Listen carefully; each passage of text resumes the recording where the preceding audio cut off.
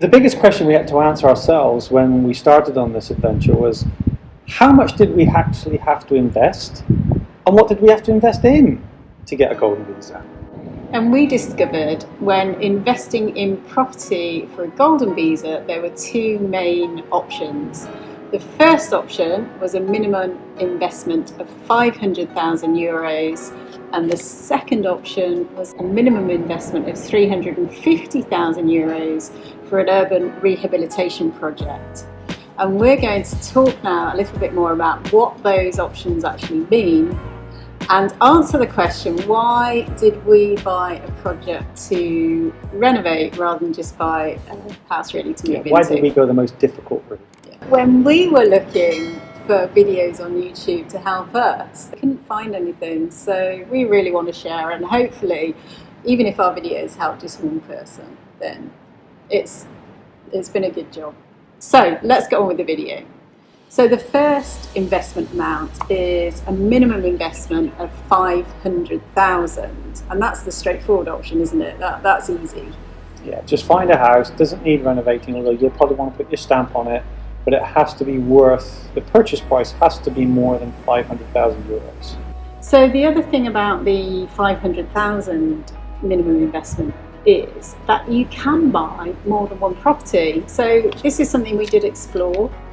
We considered buying a property to live in, and also looking at having maybe a property in a Funchal, flat to Airbnb. So you can invest in more than one property for your $500,000 investment.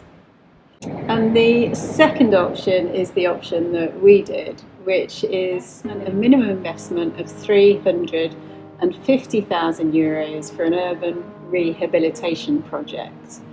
And that has to meet one of two criteria. So the criteria of the building that you're going to renovate is, firstly, that the purchase price plus whatever investment you're going to put into it comes to more than $350,000. Yeah, that's actually a point that we took a while to understand. We didn't know whether it was you buy a property for $350,000 and then you have to spend money to invest it. But it is actually the purchase price and the rehabilitation costs come to a minimum of $350,000. But then there's the very complicated aspect of that the house has to be either in excess of 30 years old and needs renovation, or is in an area of what's classified as urban rehabilitation. They want people to invest and rehabilitate, as the name suggests, that area.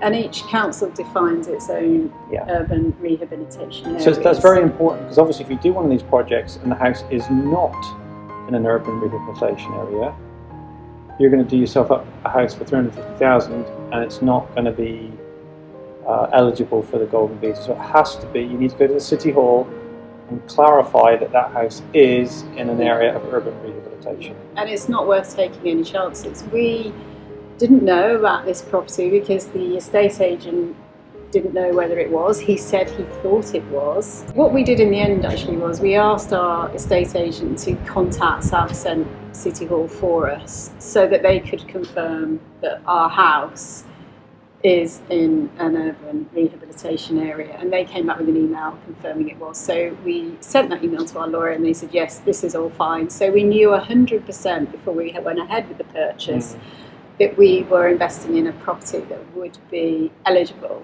for the Golden Visa. The other thing that they do to help you on your way is, the normal VAT, IVA tax here is 22%. But if you're rehabilitating a house in a rehabilitation area, the construction materials, bricks, cement, plaster, whatever, is only subject to 5% IVA. There is also another investment opportunity which people have commented about in some of our videos, and it's a lower investment of €280,000, I believe, and it's for buying a property in a low density area. But as far as we understand it, that option is only available if you are buying on mainland Portugal and not in Madeira. And I think the last thing we thought about doing was buying some land, because someone had suggested we could buy land and build a property. Yeah, you can buy a very nice location, outlook, plot of land with what they call I think it's a polero, which is essentially a building of sorts there, but it's very complicated to do it that way.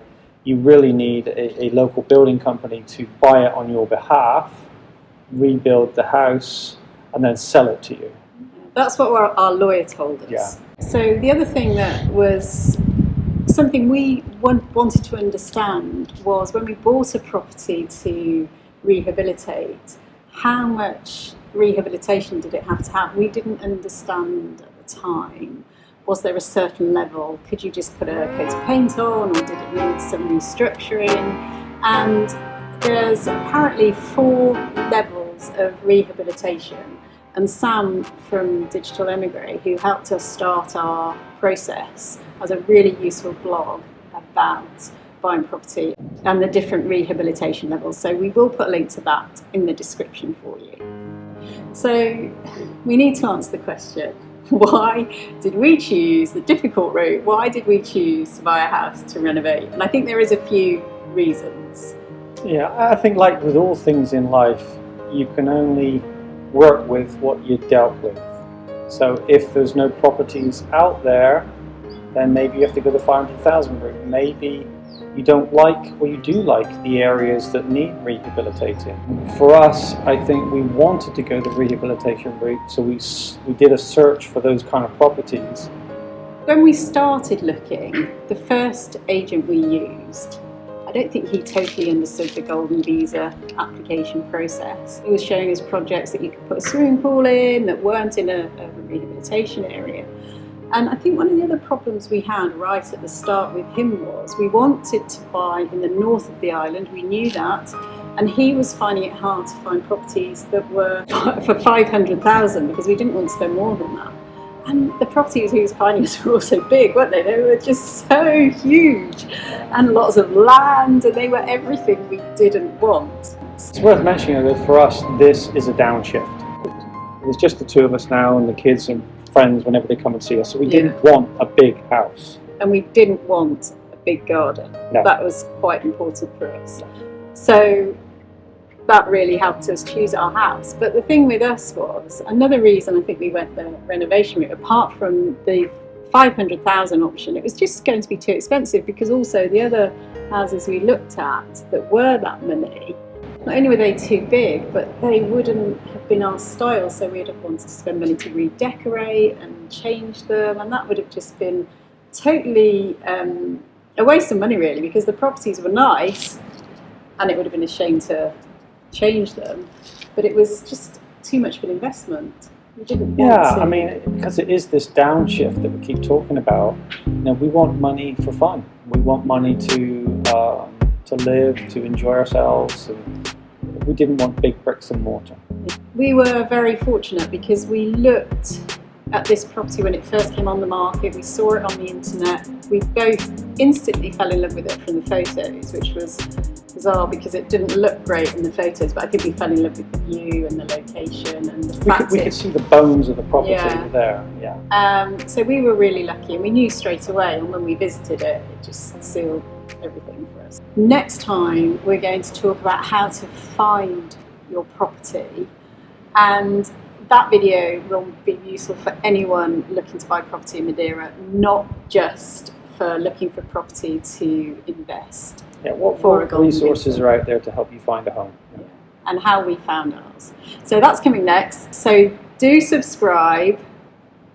Hit the ding-a-ling. Like the video, and we will see you soon.